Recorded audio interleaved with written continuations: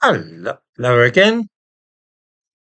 When Epping Forest District Council obtained an injunction enabling them to close down the Bell Hotel in Epping, which was full of asylum seekers, the government was horrified.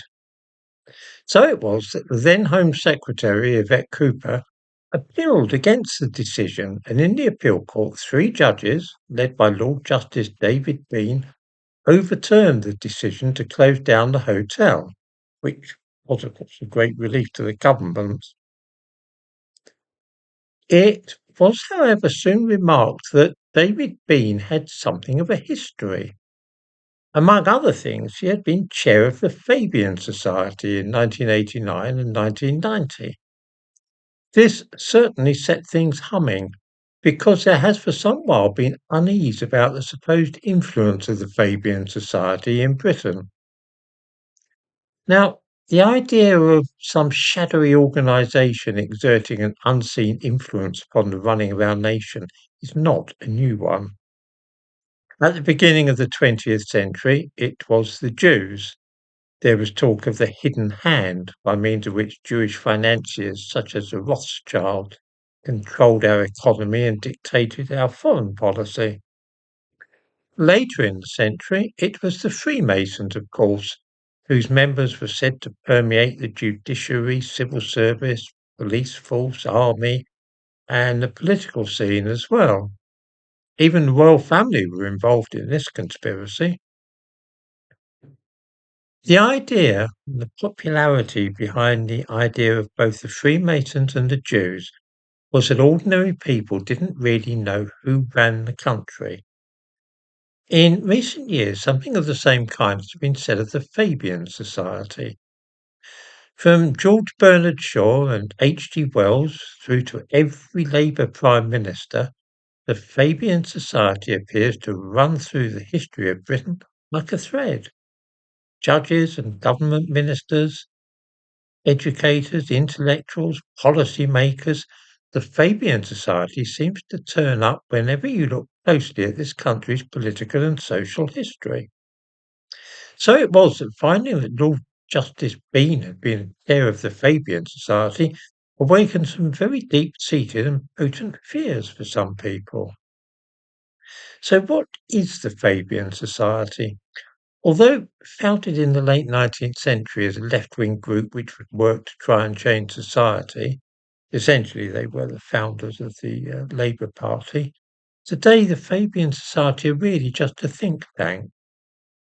Instead of the revolutionary politics embraced by some in the 1880s and 1890s, the Fabians dedicated themselves to gradual change, altering society subtly, step by step, rather than calling people to the barricades. For this reason, they chose as their emblem a wolf covered in a sheepskin. Wolf in sheep's clothing, in other words. They aimed to appear harmless and good-natured. Their intention was to savage traditional society and change it radically. For instance, like many communists, the Fabians feel that the workers of Britain have more in common with the workers in other countries than they do with wealthy people in their own land. They are internationalists and disapprove of the very idea of nation-states. One can easily see where this leads them when it comes to considering mass migration. The idea that the Fabian Society is some kind of secret undercurrent running through British history and having a far greater effect on our political system and judiciary and so on than anybody realises also ties in with the idea of Jews being a powerful influence, the hidden hand I mentioned earlier. In fact, wherever you look, you can link the Fabians with modern politics and often with Jews as well. Take Ed Miliband, for instance, the most unpopular and despised of all ministers in the present government. As leader of the opposition, he gave speeches to the Fabian Society and was very deep in their councils. His father, Ralph Miliband, was a Polish Jew who, as a young man, belonged to Shemer Zair, a Zionist socialist organisation.